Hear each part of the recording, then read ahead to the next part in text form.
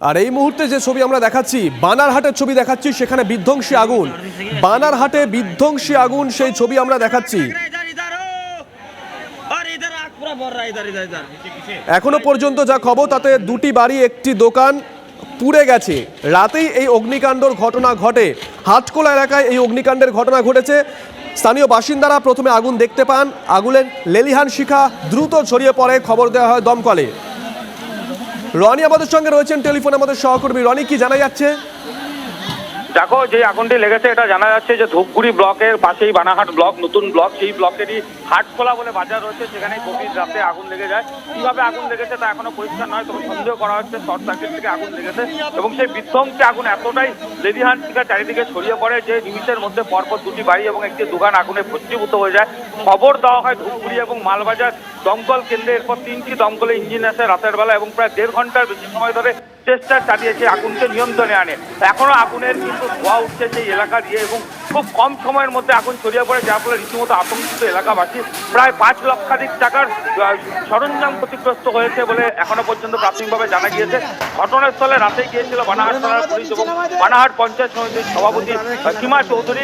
এলাকাবাসী কিন্তু আরো একবার দাবি তুলতে শুরু করেছে যে এলাকায় দমকল কেন্দ্র করা হোক, কারণ সেখানে মাঝে মধ্যেই আগুন লাগার মতো ঘটনা ঘটে। তখন দমকলকে ছুটে যেতে হয় ধূপগুড়ি থেকে প্রায় 25 থেকে 27 কিলোমিটার দূর থেকে, অথবা মালবাজার থেকে বানারহাটে, এবং না হয় ভুটান থেকে দমকলকে ছুটে আসতে হয়। স্বাভাবিকভাবে ওই এলাকায় প্রয়োজনীয়তা দমকল কেন্দ্রের দীর্ঘদিনের দাবি এবং সেই মতো কিন্তু পুনরায় সেই দাবি উঠতে শুরু করেছে। হতাহতের কোনো খবর আছে রনি?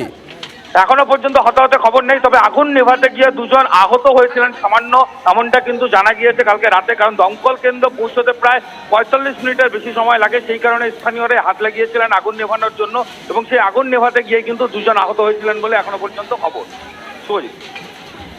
নজর রাখো রনি। এই মুহূর্তে আমরা বানারহাটের ছবি দেখাচ্ছি, বিধ্বংসী আগুন, দুটি বাড়ি, একটি দোকান পুরো ছাই হয়ে গেছে, যেমনটা রনি আমাদের সহকর্মী জানালো।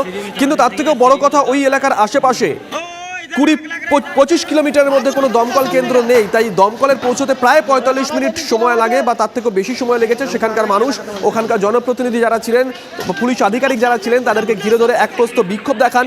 তাদের দীর্ঘদিনের দাবি ছিল ওই অঞ্চলে একটি দমকল কেন্দ্র যাতে হয়, সেই আবেদন সরকারের কাছে তারা রেখেছিলেন, কিন্তু সেই আবেদন পূরণ না হয় গতকালও তারা আরও এক প্রস্ত বিক্ষোভ দেখান। এই মুহূর্তে আমরা সেই ছবি দেখাচ্ছি। প্রথমে স্থানীয় বাসিন্দা যারা ছিলেন তারাই আগুন নেভানোর কাজে হাত লাগান, পরে দমকল কর্মীরা সেখানে যান। কিন্তু যে কথা রনি বলছিল যে দমকল প্রায় 25 থেকে 27 কিলোমিটার দূরে দমকল কেন্দ্র রয়েছে, সেখান থেকে গাড়ি যেতে অনেকটাই সময় লেগেছে, যার ফলে ওই দুটো বাড়িতে প্রায় 5 লক্ষ টাকা, আনুমানিক 5 লক্ষ টাকার ক্ষতি হয়েছে। তবে হতাহতের কোনো খবর নেই।